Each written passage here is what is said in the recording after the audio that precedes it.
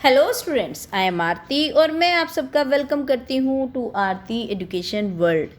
प्यारे बच्चों, इस वीडियो में हम आपकी कक्षा 8 की विषय सामाजिक विज्ञान यानी कि सोशल साइंस की वर्कशीट नंबर 22 जिसकी तिथि है 14 दिसंबर 2020 उसको पढ़ेंगे, समझेंगे और जो भी उसमें करने को दिया गया है उसको भी करेंगे। बच्चों, आज जो आपकी वर्कशीट नंबर 22 आई है वे आपका पाठ 5 जब जनता बगावत करती है 1857 और उसके बाद आप 1857 के स्वतंत्रता संग्राम से भली भांति परिचित हैं, है ना बच्चों। आप सब जानते हो कि जनता ने ब्रिटिशर्स की नीतियों के विरुद्ध ये आपका स्वतंत्रता संग्राम छेड़ा था और जिसे सैनिक विद्रोह के रूप में जाना गया और सैनिक विद्रोह ये जन विद्रोह बन गया था। चलिए अब समझते हैं वर्कशीट को। 18वीं सदी के मध्य से ही राजाओं और नवाबों की ताकत छिनने लगी थी। जब 18वीं सदी का बीच था, मतलब 1750 के बाद से, तो क्या हुआ था, जो वहाँ के राजा थे हमारे भारत में, अलग अलग प्रांत में राजा नवाब हुआ करते थे, उनकी ताकत कमज़ोर पड़ने लगी थी। उनकी सत्ता और उनका सम्मान दोनों खत्म होते जा रहे थे। अवध पर हुए कब्जे से सिपाही गुस्से में थे। उनके भीतर गहरा अविश्वास आ गया था, क्योंकि जिस प्रकार से वो कब्जा कर रही थी, उन्होंने अवध पर अपना कब्जा जमा लिया था, उससे जो सिपाही थे वे उनको गुस्सा आ रहा था और उनके अंदर विश्वास नहीं बना पा रहा था किसके प्रति, अंग्रेजों के प्रति। उन्हें लगता था कि अंग्रेज सरकार हिंदू और मुसलमानों के धर्म को नष्ट करने पर आमादा है और सबको ईसाई बनाना चाहती है, क्योंकि जिस प्रकार की वे नीति लाए थे उनसे सबको लगने लगा था कि वो अब क्या करेगी, अपने ही धर्म को बढ़ाएगी, ईसाई धर्म को, और हिंदू और जो मुस्लिम धर्म है उनको क्या करेगी, उसको नष्ट करेगी।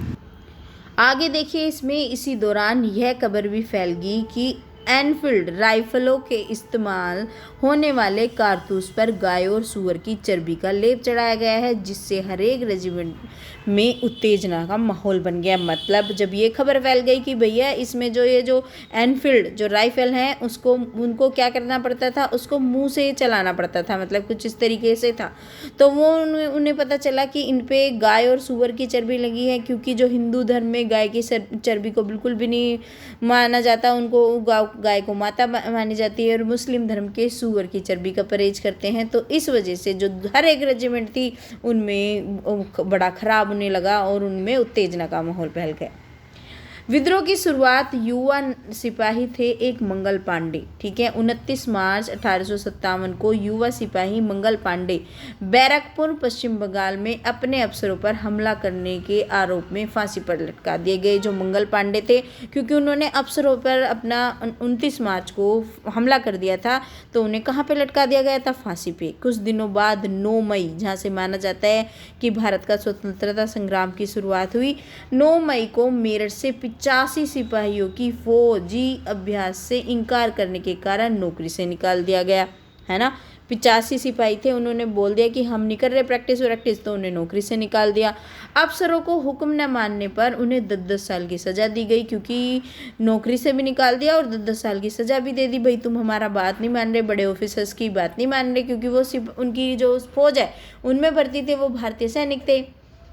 अगले ही दिन 10 मई को सिपाहियों ने मेरठ की जेल पर धावा बोलकर वहां बंद सिपाहियों को आज़ाद कर लिया, क्योंकि सारे सिपाही अब गुस्से में थे। तो अब सिपाहियों ने क्या करा, मेरठ की जेल पर धावा बोल दिया और उनको फ्री करा लिया, उन्हें जेल से निकाल लिया। उन्होंने अंग्रेजों पर भी हमला कर दिया और बंदूक और हथियार वहाँ से छीन लिए, अपने कब्जे में ले लिए, और अंग्रेजों की जो भी बिल्डिंगें थी, जो भी इमारतें थी, जो संपत्तियाँ थी, उनमें आग लगा दी। मतलब जो उनका ये मलबा था, ये सब बंदूक हथियार ये तो छीन लिए और सब चीज़ों में आग लगा दी। 10 मई की रात को सिपाहियों की एक टोली घोड़े पर सवार होकर मुंह अंधेरे में दिल्ली पहुंच गई। अब क्या हुआ, सिपाही कहाँ पहुंचे, दिल्ली पहुंच गए। जैसे ही उनके आने की खबर फैली, दिल्ली में तैनात टुकड़ियों ने भी बगावत कर दी। अब जैसे खबर फैली भाई दिल्ली तक ही ऐसा हो गया और यहाँ तक आ गए हैं, तो उन्होंने भी बगावत कर दी। सिपाहियों ने बहादुर शाह जफर को अपना नेता घोषित कर दिया कि अब हमारे नेता होंगे बहादुर शाह जफर। बादशाह को सिपाहियों की ये मांग माननी पड़ी। अब जब बादशाह बनना नहीं चाहता था, लेकिन जब सिपाहियों ने बोला भाई हमें अंग्रेजों का वो नहीं करना, तुम्हें बनाना है, तो उसे मान लिया। उन्होंने देश भर के मुखियाओं और शासकों को चिट्ठी लिखकर अंग्रेजों से लड़ने के लिए भारतीय राज्यों का एक संघ बनाने का आह्वान किया। तो उन्होंने क्या करा, सब लोग जो भी शासक थे, जो भी मुखिया थे देश भर में, सबको चिट्ठी लिखी, भाई इनके खिलाफ अब लड़ेंगे हम सब इकट्ठा होकर। तो फिर क्या हुआ, बहादुर शाह इस एकमात्र कदम से बहादुर शाह का जो ये एक कदम था, इससे गहरे परिणाम सामने आए।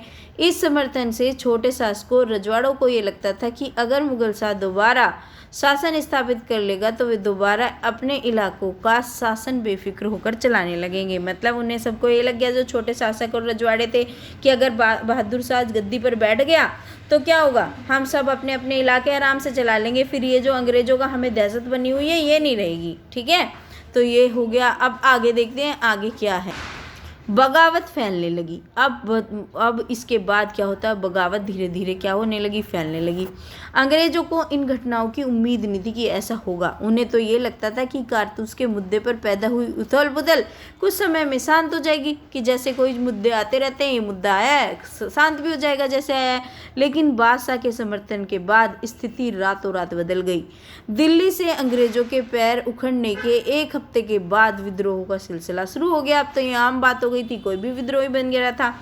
एक के बाद एक हर रेजिमेंट में सिपाहियों ने विद्रोह शुरू कर दिया। अरे भाई, वो उनके सिपाही तो बेशक बन गए थे, नौकरी तो कर रहे थे उनके यहाँ, लेकिन जो उनका मूल था वो तो क्या था, वो तो भारत के निवासी है ना, तो भारत के प्रति वफादार तो होंगे। और वे दिल्ली, कानपुर व लखनऊ जैसे मुख्य बिंदुओं पर दूसरी टुकड़ियों के साथ देने के लिए निकल पड़े। उनकी देखा देखी कस्बों और गांव के लोग भी बगावत करने के लिए रास्ते पे आ गया। जब एक बगावत कर रहा था तो उनके ऊपर अत्याचार हो रहे थे, तो अत्याचार तो चारों तरफ ही हो रहे थे। सभी लोगों को अंग्रेजों ने परेशान करके रखा था, तो सभी लोगों ने सोचा अच्छा मौका है, सब साथ देने लगी। वे स्थानीय नेताओं, जमींदारों और मुखियाओं को पीछे संगठित हो गए। और जो लोग थे, वो कोई जो उनके जो आसपास के जो लीडर होते थे, या कोई जमींदार थे या मुखिया थे, उनके पीछे भाई हम भी तुम्हारे साथ हैं, हम भी करेंगे, हम भी तुम्हारे साथ हैं, इस तरीके से लोग इकट्ठे होने लगे। ये लोग अपनी सत्ता स्थापित करने और अंग्रेजों से लोहा लेने को तैयार हो गए, कि ये क्या करने लगे कि अब हम अपनी सत्ता को फिर से स्थापित करेंगे और अंग्रेजों से अपना लोहा लेंगे। कानपुर से स्वर्गीय पेशवा बाजीराव के दत्तक पुत्र नाना साहब ने ब्रिटिश सैनिकों को शहर से खदेड़ दिया, है ना। जो कानपुर के जो पेशवा बाजीराव के जो गोद लिए हुए पुत्र दत्तक होते हैं, मतलब जो उनके गोद लिए हुए पुत्र होते हैं, तो उनको नाना साहब ने ब्रिटिश सैनिकों को शहर से खदेड़ दिया। भाई यहाँ से मतलब उन्होंने अपनी वो लगाई और उनको भेज दिया। लखनऊ से नवाब वाजिद अली शाह के बेटे ब्रिजेश कद्र को नया नवाब घोषित कर दिया गया। अब उसको ब्रिजेश कद्र को क्या करा, जो वाजिद अली साहब का, भाई ये बनेगा नया नवाब, अब नहीं चलेगी अंग्रेजों की। उनकी माँ बेगम हजरत महल ने अंग्रेजों के खिलाफ विद्रोह को बढ़ावा देने के बढ़ चढ़ कर हिस्सा लिया। आपको याद ही होगा, जो बेगम हजरत महल है उनका भी महान योगदान है लड़ाई में। और झांसी की रानी लक्ष्मीबाई ने नाना साहब के सेनापति तात्या टोपे के साथ मिलकर अंग्रेजों को भारी चुनौती दी, है ना। आपको याद ही है कि खूब लड़ी मर्दानी, वो तो झांसी वाली रानी थी, तो झांसी वाली रानी ने भी इन जो विद्रोहियों की सेना में ये भी थी। मध्य प्रदेश से मांडला क्षेत्र से राजगढ़ की रानी अवंतीबाई लोधी, उन्होंने 400 सैनिकों की फौज तैयार की। अंग्रेजों के खिलाफ उसका नेतृत्व किया, क्योंकि ब्रिटिश शासन से उनके राज्य के प्रशासन पर नियंत्रण कर लिया था। बरेली के सिपाही बख्त खान के लड़ाकों की एक विशाल टुकड़ी के साथ दिल्ली की ओर कूच किया। इस बगावत के मुख्य व्यक्ति साबित हुए। बिहार के एक पुराने जमींदार थे कुंवर सिंह, उन्होंने भी विद्रोही सिपाहियों का साथ दिया। महीनों तक अंग्रेजों से लड़ाई हुई। तमाम इलाकों के नेता और लड़ाके इस युद्ध में हिस्सा ले रहे थे। तो बच्चों, ये थी, इस तरीके से हुआ हमारा 1857 का संग्राम। अब देखते हैं इसके प्रश्न उत्तर। ठीक है, चलिए। पहला क्वेश्चन जो आपकी वर्कशीट में पूछा गया है वो है, पहला क्वेश्चन पूछा गया है बच्चों आपकी वर्कशीट में कि सन 1857 के विद्रोह के क्या कारण थे। बच्चों ये आपका हिंदी में लिखा हुआ है, इंग्लिश में आप इस तरीके से लिखोगे। सन 1857 के विद्रोह के प्रमुख राजनीतिक कारण ब्रिटिश सरकार की जो गोद निषेध प्रथा और हड़प नीति थी। ठीक है, नाना जो इन्होंने इनके क्या पूछा है, प्रमुख हमारे स्थल और उनसे संबंधित नेताओं के नाम पूछे हैं। तो नाना साहब पेशवा कानपुर से थे, तात्या टोपे ग्वालियर से संबंधित थे, बाबू कुंवर सिंह बिहार से, बहादुर शाह जफर दिल्ली से, मंगल पांडे फैजाबाद से, और आपके मौलवी लियाकत अली ये आपके झांसी से हो गए। मौलवी लियाकत अली आपके थे, मौलवी लियाकत अली आपके इलाहाबाद से संबंधित थे। कहाँ से संबंधित थे बच्चों? ये थे आपके इलाहाबाद से। ठीक है, आप क्या लिख लेंगे इनके आगे आप इलाहाबाद लिख लेना, मौलवी लियाकत अली। ठीक है, ये हो गए आपके प्रमुख स्वतंत्रता संग्राम और उनसे जुड़े हुए स्थल। अब दूसरा क्वेश्चन पूछा गया है आपकी वर्कशीट में, मुगल सम्राट विद्रोहियों का जो समर्थन करने के लिए क्यों तैयार हो गए, सोच कर लिखिए। तो आपको लिखना है, मध्य प्रदेश के मांडला क्षेत्र में राजगढ़ की रानी अवंतीबाई लोधी ने कितने सैनिकों की फौज तैयार करी? बच्चों ये आपकी यहाँ से देखिए, ये वर्कशीट में 4000 सैनिकों की, क्योंकि इसने क्या किया है ना, मेरे डॉक्यूमेंट ने इनको ये यहाँ पे आप लिख लीजिए 4000। ठीक है, इसको ऐसे बना दिया है, 4000 सैनिकों की फौज तैयार करी और अंग्रेजों के खिलाफ उसका नेतृत्व किया, क्योंकि ब्रिटिश शासन ने उनके राज्य के प्रशासन पर नियंत्रण कर लिया था और अपने राज्यों को अंग्रेजों के नियंत्रण से बचाने के लिए मुगल सम्राट विद्रोहियों का समर्थन करने के लिए तैयार हो गए थे। तो ये लिख लेंगे आपका, क्योंकि मुगल सम्राट क्यों तैयार हो गए थे? क्योंकि उन्हें अंग्रेजों के नियंत्रण से अपना शासन बचाना था, इस वजह से। तो यहाँ पे क्या लिखेंगे? 4000। ठीक है, तो ये हो गया आपका प्रश्न नंबर 2। प्रश्न नंबर 3 पूछा गया है, बहादुर शाह जफर के समर्थन में सैनिक विद्रोह को किस प्रकार बल मिला? तो आप लिख देंगे, बहादुर शाह जफर के समर्थन से छोटे शासकों और रजवाड़ों को ये लगता था कि अगर मुगल बादशाह दोबारा शासन स्थापित कर ले तो वो दोबारा अपने इलाकों का शासन बेफिक्र होकर चलाने लगेंगे, है ना, तो इस वजह से। अच्छा, चौथा प्रश्न आपको एक गतिविधि है, कल्पना कीजिए कि आप कंपनी में सेना में सिपाही हैं, विद्रोह के बारे में आपके विचार लिखिए। तो देखिए मैंने तो इस प्रकार लिखा है, आप भी लिख सकते हैं, अगर मैं कंपनी की सेना में सिपाही होती तो मैं बेशक अपने देश की तरफ ही रहती, लेकिन जो गलतफहमियां लोगों के बीच आ गई थी उनको दूर करने की ज़रूर कोशिश करती, परंतु स्वतंत्रता संग्राम में अपने देश के नेताओं का ही साथ देती। तो ये हो गया हमारी आज की वर्कशीट।